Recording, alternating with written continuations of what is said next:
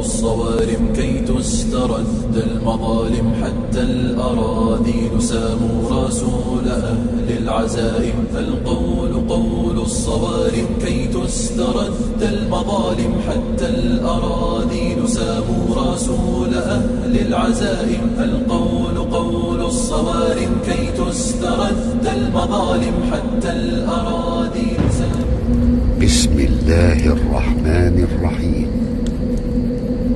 الله ولي الذين آمنوا يخرجهم من الظلمات إلى النور والذين كفروا أولياؤهم الطاغوت يخرجونهم من النور إلى الظلمات أولئك أصحاب النار هم فيها خالدون.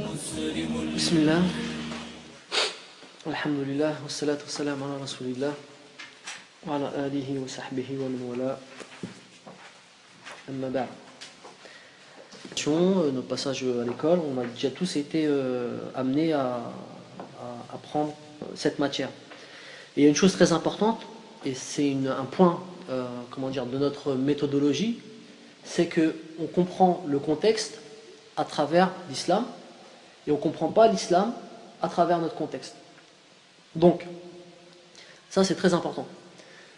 Et pour comprendre cette matière à travers notre contexte ici en France, comment on a été amené à approcher cette discipline lors de notre période de scolarité, je vais citer un verset où Allah subhanahu wa ta'ala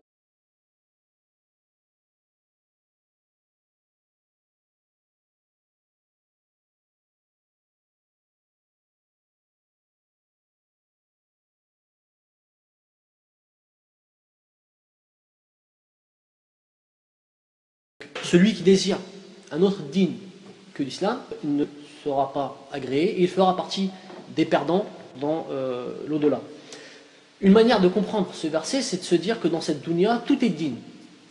Donc tout est digne dans cette dunya. Et dans cette dunya, il y a un digne qui s'appelle l'islam. Quel est le rapport avec cette matière? L'histoire, même celui qui n'a jamais fait d'histoire, il sait que cette matière, ce n'est pas une matière qui est neutre et qui est objective. L'histoire, c'est pas comme les mathématiques. 1 plus 1, ça fait 2 en France, ça fait 2 en Chine, ça fait 2 au Brésil, ça fait 2 partout. Mais l'histoire, c'est une matière où déjà, ce sont des historiens qui vont nous ramener leur interprétation de faits historiques qui se sont passés. Donc déjà, leur interprétation, c'est leur vision du monde, et cette vision du monde, elle naît de leur idéologie, à travers l'école, leur vision du monde. Leur interprétation et l'interprétation de leur histoire, de leur propre histoire et aussi l'histoire du monde. Donc ça c'est très important. Et il y a une chose très importante, par exemple je vais citer un philosophe qui s'appelle Alain, c'est un athée, et qu'est-ce qu'il dit? Vous voyez bien comment il a déjà il a lié la culture, le fait d'avoir de la culture, ça fait partie du culte. D'accord? Et une chose très importante, un des fondateurs de l'école moderne en France, telle qu'on la connaît aujourd'hui, s'appelle Jules Ferry, il avait dit que l'école, le but de l'école, c'était d'enseigner la religion de la patrie. Ça, c'est quelque chose de très important. Donc, il faut déjà qu'on ait cette vision, rien que de cette matière, en tant que telle, c'est une matière qui sert à véhiculer des idéologies, qui sert à véhiculer des croyances, une vision du monde, et une interprétation du monde et de son passé. Donc, tout de suite, on peut toucher, quand on parle de croyance, tout de suite on peut toucher la aqidah avec l'histoire. Et pour vous prouver que justement que l'histoire ça touche, c'est un côté religieux, je vais vous citer une deuxième phrase d'un grand historien français qui s'appelle Jules Michelet, de la Troisième République, donc des années du début du XIXe siècle, sur l'histoire de France. Il disait « Toute autre histoire est mutilée, la seule nôtre est complète, avec elle, vous sauvez le monde. » Donc, Jules Michelet disait qu'avec notre histoire, l'histoire de France, avec elle, vous sauvez le monde. Donc déjà, regardez comment la vision des historiens, ils ont une vision religieuse de leur histoire. Ce n'est pas une matière qui est neutre, c'est une matière qui est presque, il y a presque une vision de croisade mais il y a un messianisme. Avec notre histoire, l'histoire de France, on peut sauver le monde. Donc d'où le fait que la France, justement, elle a eu cette vocation à coloniser les autres pour justement sauver le monde. On est dans l'esprit de croisade, là, d'accord? Sauf que c'est plus la croisade en termes purement religieux, christianisme, c'est avec d'autres idéologies. Et Inch'Allah, on va passer. Maintenant, on va essayer de comprendre cette science, cette discipline. Mais justement, le but, c'est de la comprendre à travers l'islam elle-même. Quelle est l'importance de l'histoire, de al-Tarikh en arabe, dans l'histoire de la civilisation musulmane? On va essayer de voir quelle était cette discipline, comment elle existait à l'époque de l'islam et même avant l'islam. Donc si on commence sur l'histoire, avant l'histoire, la matière, en tant que discipline, chez les Arabes avant l'islam, on peut dire qu'en tant que discipline, en tant que matière, elle n'existait pas réellement. Mais les Arabes, ils avaient certaines manières de se rappeler leurs faits passés qui, lorsqu'on les comprend bien, sont des sortes d'histoires. D'accord? À l'époque de la Jahiliya, ce n'est pas encore une vraie discipline historique telle que l'islam, Inch'Allah, c'est qu'avec l'islam que les Arabes ils vont commencer à vraiment formaliser cette matière. Mais avant, ils n'avaient pas réellement cette matière, cette discipline, mais ils avaient quand même des moyens, des sciences, on va dire, entre guillemets, qui nous rappellent cette discipline. La première, c'est ce qu'on appelle chez les Arabes Ayyamul Arab. Ayyamul Arab, littéralement Ayyam, le pluriel de Yom, jour, les journées des Arabes. Les journées des Arabes, qu'est-ce que c'est? Ayyam al-Arab, hiya al-waqa'i' al-Arab qabla l'islam. C'est les événements passés avant l'islam. Donc, en gros, en quoi ça consistait Ayyam al-Arab? Ayyam al-Arab, il faut savoir que les tribus arabes, avant, à l'époque de la Jahiliya, ils se racontaient, ils gardaient en mémoire leurs faits héroïques, leurs guerres, leurs actions passées, leurs victoires, les actes de lâcheté de telle personne, de telle tribu, etc., etc. Tout ça, ils les gardaient en mémoire. Comment ils faisaient pour les garder en mémoire? Ils les mettaient en poésie. D'accord? Ils les récitaient. Donc, c'était un récit historique qui était fait sur le mode de la poésie. Et ça se transmettait de génération en génération. Donc, telle tribu qui a fait une razzia et qui a gagné une guerre contre telle autre tribu, ils mettent tout ça sous la forme de poésie, et ils le gardaient en mémoire et ils le transmettaient de génération en génération. Et ils appelaient ça Ayyamul Arab, c'est-à-dire les hauts faits des Arabes, leurs journées historiques. Ils mémorisaient ces récits sous cette forme de poésie, ils se les transmettaient, ça faisait figure de récits historiques. Donc, c'était une des modalités encore, on va dire, proto-historique. C'était pas encore de l'histoire, de la vraie histoire telle qu'on la connaît, mais c'est une manière de garder en mémoire ces récits historiques. Et donc ça, c'était très important, c'est surtout l'importance de la poésie dans Ayyam al-Arab. L'imam Suyuti, il rapporte que un certain Ibn Faris, il disait que la poésie, c'était le registre des Arabes qui ont conservé leur généalogie et leurs actes passés. Il y a un imam qui s'appelle Abu Zakaria Yahya al-Tabrizi, que l'imam Dhahabi, il le nomme dans Siyar A'lam al-Nubula, imam al-Lura.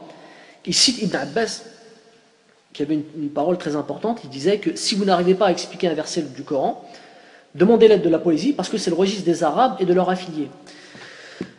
À côté de ces Ayyam al-Arab, il y avait un récit que les Arabes ils appelaient à l'époque de la Jahiliya Ahadith Man Mada.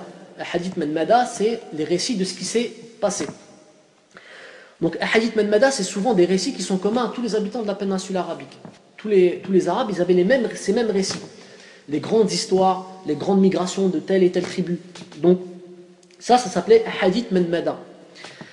Et à côté de ça, ils ont développé un autre genre de récit qui s'appelle Ahadith al-Arab wal-Ansabuha. Ça veut dire le récit des Arabes et de leur généalogie. Ansabuha, leur généalogie. Et les Arabes, tout de suite, ils se sont toujours, comme tout n'importe quel peuple qui a la conscience de lui-même, ils se sont intéressés sur leur origine. Et les premiers généalogistes, ils sont interrogés sur l'origine des Arabes. Et c'est là, à partir de là, qu'on sait que les généalogistes arabes, ils ont divisé ce qu'on appelle l'Uruba, l'arabité, en 3 types. Il y avait ce qu'on appelle l'Arab al-Ba'ida, les anciens Arabes, c'est des peuples qui ont disparu. Et certains des peuples, normalement, vous devez le savoir, ils sont cités dans le Coran. Les plus célèbres, c'est les Ad et les Thamoud. Il y avait ce qu'on appelait les Ariba, les Arabes de souche pure, les purs arabes, qui existent encore, et essentiellement c'était ce qu'on appelle les Bani Kahtan, et il y a les Musta'riba. Les Musta'riba, on les appelle aussi les Adnanites. C'est les arabes mélangés. Pourquoi mélangés? Parce que ce sont ceux qui sont issus de la descendance d'Ismaïl ibn Ibrahim. Vous savez que Ismaïl ibn Ibrahim, c'est pas un arabe, c'est un Irakien, un Mésopotamien, puisqu'Ibrahim il venait de la Mésopotamie. Et c'est descendant d'Ismaïl et d'une femme qui s'appelait Bint Madad, qui faisait partie de la tribu des Jurhum, Bani Jurhum. Donc, ça montre que les Arabes, ils avaient toujours le souci d'où est-ce qu'ils venaient, le souci de leurs origines. Et avec ce souci de leur origine, ils ont développé une science qui est une des sciences les plus importantes à l'époque de la Jahiliya, c'est ce qu'on appelle Ansab, la généalogie. Ça, les Arabes, il n'y a pas un peuple dans le monde qui a excellé, surtout à cette époque, dans l'ilm de la généalogie, la science de la généalogie. Et ça, c'est extrêmement important parce que ça va avoir des incidences plus tard dans l'islam. Et dans certaines sciences de l'islam, notamment, on va le voir avec la science du hadith. Ça va être très très important. Et donc, le généalogiste, à l'époque de la Jahiliya, c'est à la fois un historien, alim bil akhbar, c'est souvent un connaisseur de la poésie, alim bil shi'r, c'est un connaisseur des jours des Arabes, ayyam al-Arab et ayyam al-Nas.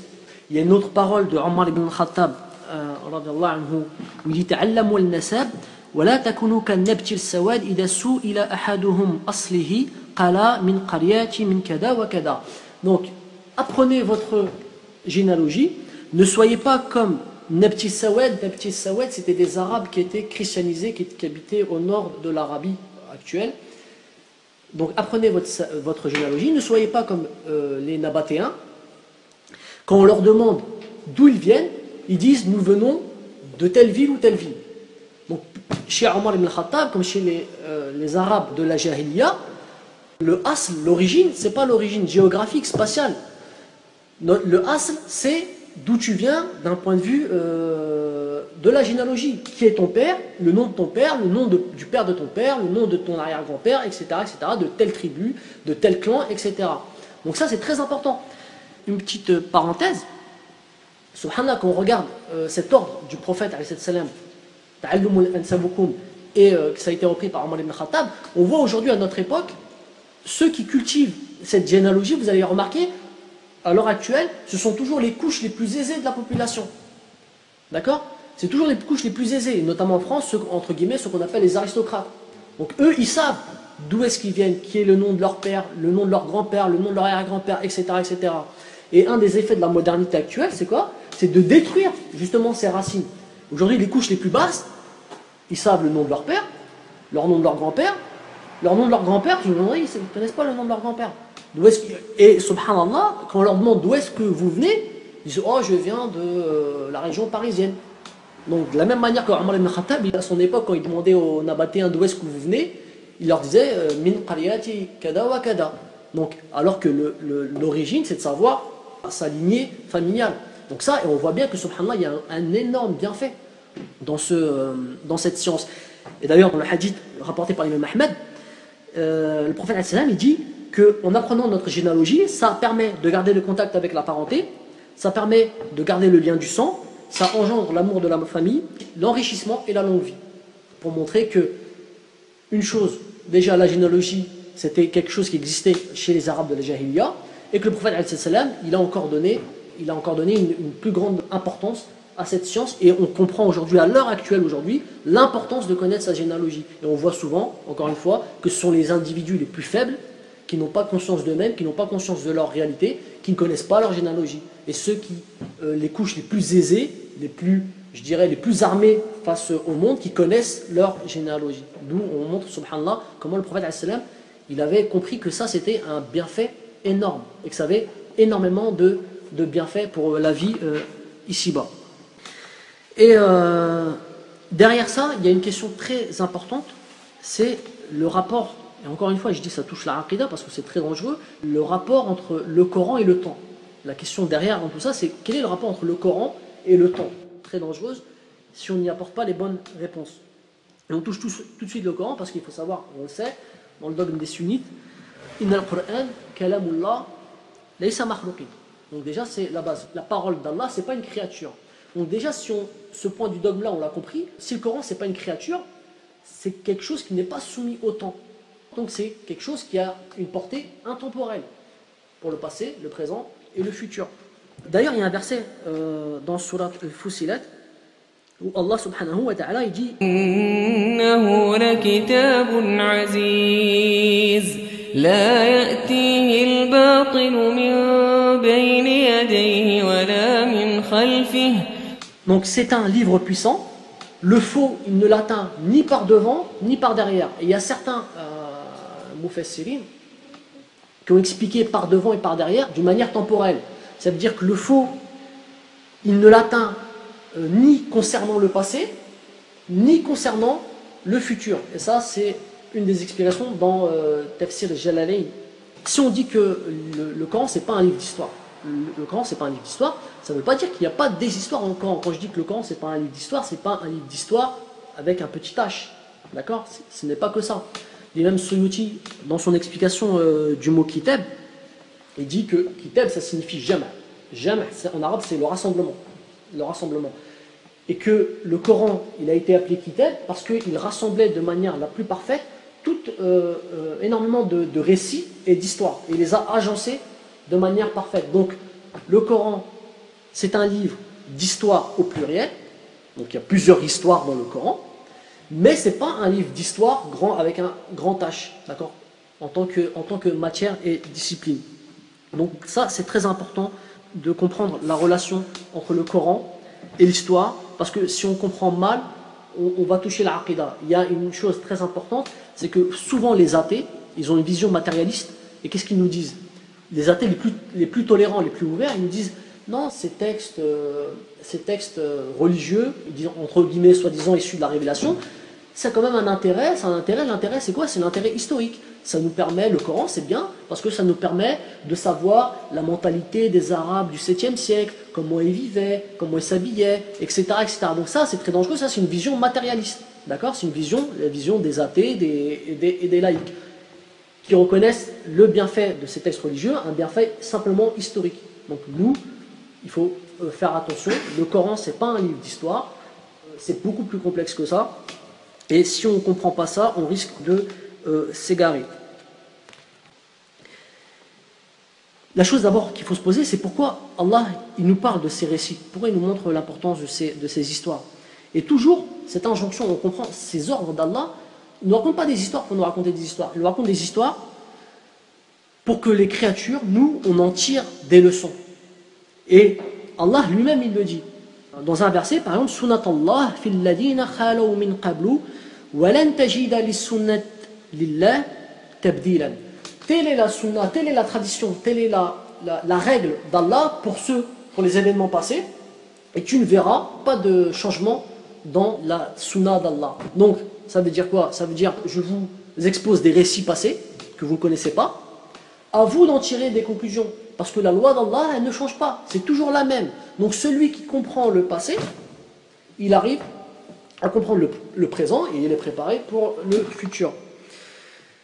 Une chose très importante aussi, Allah, dans certains de ces versets, il opère toujours la liaison entre l'espace et le temps. Donc dans cette injonction à l'étude historique, telle que Allah nous demande, il fait toujours la liaison entre l'espace et le temps. Par exemple, dans la sourate famille Ali Imran, قد خلت من قبلكم سنن فسيروا في الأرض فانظروا كيف كان عاقبة المكذبين. فسيروا في الأرض, parcourez la terre, donc l'espace, فانظروا كيف كان عاقبة المكذبين. Et regardez qu'est-ce qui est passé sur ces territoires-là. Donc il fait toujours la liaison entre l'espace et le temps, ça veut dire parcourir la terre et méditer son histoire. Donc ça, c'est très important, il le dit, Allah subhanahu wa ta'ala, dans plusieurs versets, il nous rappelle cette importance. Allah, il lie l'espace et le temps, donc dans l'importance de l'étude historique, mais aussi, il appuie sur l'importance des vestiges du passé. Par exemple, il dit dans Surat Al-Ghafir, le verset est cité deux fois pratiquement de la même manière, أولم يسيروا في الأرض فينظروا كيف كان عاقبة الذين كانوا من قبلهم كانوا هم أشد منهم قوة وآثارا في الأرض وآثارا في الأرض. Parcourez la terre, regardez, méditez sur ce qui s'est passé, notamment la fin des peuples qui nous ont précédés. Ils étaient plus forts que nous en force et en vestiges. Ils ont laissé plus de traces, plus de vestiges que nous. Et d'ailleurs, il y a une chose très importante, c'est vestiges. Ici, le terme qui est utilisé, c'est athar, la science des vestiges, et la science des vestiges en l'archéologie. L'archéologie, on appelle ça en arabe ilm al-athar. Et l'imam Ibn Kathir, rahimahullah, il explique dans ce verset, les générations qui nous ont précédées, elles étaient plus redoutables et plus fortes. Elles ont laissé des monuments qui étaient plus importants, des vestiges qu'aucun d'entre nous est capable d'avoir aujourd'hui. Et quand on pense à ça, comment ne pas penser par exemple aux pyramides? Et Allah subhanahu wa ta'ala, donc là il y a une divergence. Certains disent que les pyramides ils sont cités dans le Coran, certains réfutent cette argumentation. Par exemple, quand Allah subhanahu wa ta'ala il dit wa fir'aun dil awtad. Donc dil awtad, il y a certains mufassirin qui expliquent dil awtad par les pyramides, en disant que parce que Allah subhanahu wa ta'ala il utilise le terme awtada, des fois dans le Coran il utilise awtada pour signifier jibel, les montagnes, synonyme. Donc wa fir'aun dil awtad, Fir'aun, les montagnes, c'est bizarre. Donc la montagne de Pharaon qu'on connaît, qu'il a construit, qu'il a fabriqué avec sa force, sa puissance, ce sont les pyramides. Et ça, c'est le tafsir de certains savants et d'autres penseurs, comme notamment Saïd Qutb, rahimahullah. Quoi qu'il en soit, très important, c'est le wated en arabe, c'est tout ce qui est planté sur le sol et qui dépasse le sol. Et parfois, quand on regarde la traduction en langue française de Fir'aun del Awtad, il y a l'homme aux épieux. Awtad, c'est aussi un épieu, les épieux. Et parfois, en regardant plusieurs tafsirs de ce verset, on remarque que les Égyptiens, ils avaient un type de construction qu'on appelle les obélisques. Les obélisques, ça fait penser aux épieux. Parce que l'Awtad, encore une fois, c'est soit les épieux, soit, ça vient de la racine arabe, le wated, tout ce qui sort de la terre. Donc les épieux, les obélisques, ça peut paraître crédible. Ensuite, on peut essayer de s'intéresser à une chose très importante, c'est quels sont les termes que Allah subhanahu wa ta'ala utilise dans le Coran pour signifier histoire. Histoire en arabe, c'est at-tarikh. Mais celui qui cherche ce terme dans le Coran, il ne va pas le trouver. Pourtant, c'est paradoxal avec ce que je vous ai dit auparavant, puisque je vous ai dit que Allah il nous appelle à méditer sur l'importance des récits passés. Donc, c'est quelque chose de très important de méditer sur les termes que Allah il utilise pour nous faire comprendre histoire, la richesse que cette science va acquérir avec l'islam. Donc, si on commence par ordre d'importance, on remarque que le premier terme dans le Coran qui est utilisé le plus souvent pour signifier histoire, c'est Enba, Naba. Naba, Enba, donc qui signifie littéralement nouvelle, information. Et souvent, donc, il est utilisé dans le sens de récit historique. Par exemple, dans Surat Al-Kahf, Nahnu naqussu alayka naba'uhum bilhaq. On va te raconter leur récit en toute vérité. Donc, le premier terme qui est utilisé dans le Coran pour signifier histoire, c'est Naba. Le deuxième terme qui est le plus utilisé dans le Coran, c'est le terme qisas, qasas. C'est un terme important parce qu'on remarque c'est le terme qui est le plus souvent exclusivement utilisé pour signifier histoire. Parce que dans tous les termes qu'on va voir, ils sont ce qu'on appelle polysémiques. Ça veut dire qu'ils ont différents sens. Comme Enba, des fois ça signifie nouvelle, et des fois ça signifie récit historique. D'accord ?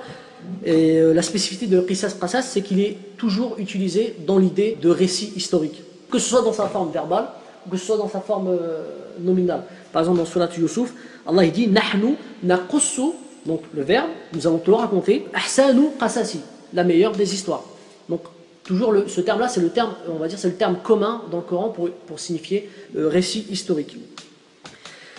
Il est utilisé une fois, pas dans l'histoire, mais dans un contexte particulier, quand Moussa il dit Kadalika ma kunna nabri fa artada ala atarihim qasasan.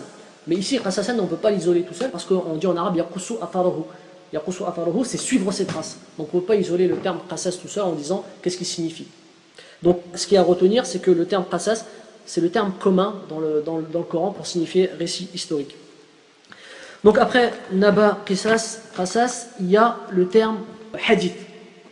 Le terme hadith, c'est un terme qu'on connaît bien, puisque on utilise souvent en comprenant son autre signification. Donc le terme hadith aussi dans le Coran, il a plusieurs significations, que ce soit dans sa forme nominale, que ce soit dans sa forme verbale ou dans ses autres dérivations. Le premier de ces sens hadith, c'est parole. Dans un verset par exemple, quand il dit Yawma idin yawaddu alladhina kafaru wa asu rasula law tusawwa bihim al-ardu wa la yaktumuna Allah hadithan. Donc ce jour-là, le jour du jugement, ceux qui n'auront pas cru aux messagers et aux prophètes préféraient que la terre soit aplanie, mais ils ne sauront cacher à Allah aucune parole.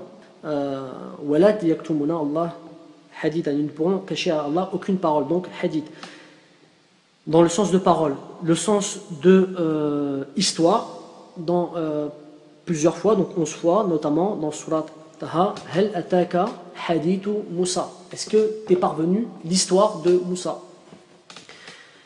Donc ça c'est pour le terme hadith. Le troisième terme qui est utilisé dans le Coran pour signifier l'idée d'histoire, dans le champ sémantique d'histoire, c'est akhbar, khabar. Akhbar, khabar, dans la langue arabe commune, on sait ce que c'est, akhbar, l'akhbar. D'accord? Et Allah, subhanahu wa ta'ala, il utilise dans le Coran ce sens. Pareil, encore une fois, vous connaissez sûrement cette histoire, quand Moussa, il était avec sa famille et il voyait de la lumière qui était dans une montagne. Qu'est-ce qu'il dit à sa famille? إِذَا قَالَ مُوسَى لِأَهْلِهِ إِنْ يَنَسْتُ نَارًا سَأَتِيكُمْ مِنْهَا بِخَبَارٍ. Je vais vous en ramener une information, une nouvelle. D'accord? Et dans une de ces dérivations, khabar, akhbar, dans une de ces dérivations, notamment khubran, ça peut signifier science ou connaissance. Dans Surat Kaf, quand Al-Khidr il dit à Moussa, tu ne pourras pas être patient avec moi. Comment tu peux être patient avec moi? Parce qu'il y a des choses que tu ne connais pas. D'accord? Il lui dit wa kayfa tasbiru ala ma lam tuhid bihi khubran. Donc ici khubran ça signifie science et connaissance. Certains ils vont me dire mais akhbar nouvelle et puis khubran connaissance, c'est vaste le champ sémantique. Mais c'est pas aussi vaste que ça, parce que toute connaissance, toute information qu'on a, une fois qu'on l'a assimilée, une fois qu'on la connaît, cette information elle devient une science, une connaissance. D'accord? Donc ça reste cohérent. Dans le Coran, akhbar il est très peu utilisé pour signifier récit. C'est le moins utilisé dans ce sens. Par exemple dans Surat Zulzila, Ida zulzilatil ardu zilzalaha, et quand la terre racontera son histoire. Donc yawma idin tuhadithu akhbaraha. Yawma idin, quand la terre tremblera, ce jour-là, elle va raconter son histoire. Yawma idin tuhadithu akhbaraha. Donc akhbar ici, ça a le sens de récit et d'histoire. Donc il y a naba, hadith, akhbar et qisas. Il y en a un cinquième que j'ai laissé pour la fin, c'est celui de asatir, qui est utilisé toujours dans la même, exactement dans 9 versets, quand Allah l'utilise pour paraphraser les paroles des kuffars, des polythéistes, qu'ils soient de Quraysh ou avant eux, quand il disait Inna hada illa asatir al-awwalin. Quand les prophètes ils leur venaient avec ces récits historiques, ils disaient ce ne sont que des contes anciens, que des histoires anciennes. Donc la particularité de asatir par rapport aux autres, c'est que asatir il est toujours il est connoté négativement. D'accord? Alors que hadith, akhbar, naba, qisas, c'est positif. D'accord? Allah il utilise toujours avec l'idée que c'est des récits véridiques. Par exemple, quand il dit dans un verset que je vous avais déjà cité, Nahnu naqussu alayka naba'ahum bil haqq. Donc ici, nahnu naqussu, nous allons te raconter, naqussu qisas, dans sa forme verbale, naba'ahum, leur histoire, bil haqq. D'accord? Allah il ramène toujours ces termes-là qu'on les utilise, c'est toujours avec cette idée de récit véridique. Alors que asatil awalin, c'est toujours, d'ailleurs dans les traductions on le voit bien, conte, mythe. Donc ce sont des histoires, mais ici, des histoires d'un point de vue négatif, des histoires qu'on ne croit pas, qu'on rejette parce qu'elles sont infondées. Le paradoxe, c'est quoi? C'est que, donc asatir c'est le pluriel, le singulier c'est ustura. Et ustura, quand on médite le terme ustura, c'est le terme linguistiquement en arabe le plus proche de histoire. Ustura, histoire. Donc c'est quelque chose d'étonnant, parce que c'est vraiment, ustura c'est toujours dans le récit, dans le champ sémantique de l'histoire, c'est l'idée d'histoire, même si c'est une fausse histoire, asatir al-awwalin, etc. Mais c'est le terme en arabe qui est le plus proche du terme histoire. Ustura au singulier, histoire. C'est pour ça qu'il y a certains étymologistes, qu'ils soient occidentaux ou arabes, ils disent que les deux termes, ils ont une origine commune. Que ustura, ça vient du grec, donc l'histoire, vous savez très bien qu'histoire c'est pas un mot français, ça vient déjà du latin, ça vient du grec historiae. Donc ils disent que ustura ça vient du grec, et des arabes ils disent que c'est le contraire, c'est les grecs qui l'ont pris des arabes. Mais il y a une chose très importante, parce qu'il faut faire attention, ces hypothèses elles viennent toujours d'une idéologie qui veulent assimiler tout à tout. D'accord? Si on fait une simple étude étymologique, donc ustura sur ustura, donc je cite l'imam Ibn al-Mundur dans Lisan al-Arab, il dit que ustura ça vient du terme satara. Satara c'est synonyme de kataba, écrire. Et le Coran lui-même dans surat al-Qalam, il rend compte de cette signification. Par exemple quand il dit Noun, Allah il dit Noun wal qalam wa ma yasturun. Donc Noun par la plume et ceux qu'ils écrivent, et par ceux qu'ils écrivent. Donc les Mufassirin ils expliquent que c'est les anges. Donc Nun wal qalam wa ma yasturun, écrire. Donc ça prouve bien que satara, qui a donné le terme ustura asatir, ça c'est synonyme de kataba. Il y a une autre signification qu'on met la shadda, sattara, ça veut dire tracer. Et d'ailleurs en arabe, comment on dit une règle qui sert à tracer des lignes? Mistara, d'accord? Et donc ça, c'est pour l'origine étymologique du terme ustura, asatir, ustura. Si on regarde historiae en grec ça veut dire enquête, d'accord? C'est un terme qui est utilisé par les premiers Grecs qui veut dire enquête. Donc dire une origine commune, si on se base rien que sur l'étude étymologique, entre enquête, le fait de rechercher des informations par enquête, donc historiae en grec ça veut dire ça, et ustura qui vient de satara, écrire. Donc l'origine, elle n'est pas fondée. Ça ne veut pas dire qu'il n'y a pas une origine commune. En tout cas, étymologiquement, on ne peut pas dire. Le point à retenir, c'est que Allah subhanahu wa ta'ala, dans le Coran, il utilise plusieurs termes pour signifier cette idée d'histoire. Des termes qui sont connotés positivement, qui sont au nombre de 4, donc akhbar, naba, qisas, hadith, et un terme qui est connoté négativement, asatir, ustura. Je vais terminer par la définition du mot histoire. Le mot histoire tel qu'on connaît aujourd'hui dans la langue arabe. Donc tarir. Donc comme je vous ai dit, c'est un mot qui n'existe pas dans le Coran, un mot qui n'existe pas dans la Sunna. C'est un mot qui n'existe pas notamment dans la poésie des Arabes de la Jahiliya. Donc il y a un cheikh de l'histoire, un imam qui s'appelle Sakhawi, un égyptien qui était de rite shafi'ite.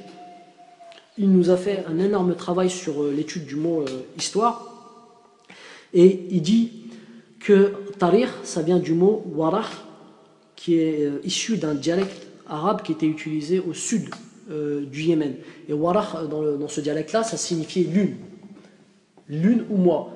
Lune ou mois, parce que vous savez très bien que les Arabes ils avaient un calendrier lunaire, et pour eux le mois ça peut signifier la lune. Donc ça c'est une des origines du mot tarir. Et il nous dit que tarir dans la langue ça veut dire déclarer une date, d'accord? Par exemple quand on dit arachtu, le livre, warachtu, ça veut dire dans le sens j'ai indiqué sa date, la date de la rédaction du livre. Il cite la parole de l'imam Asma'i.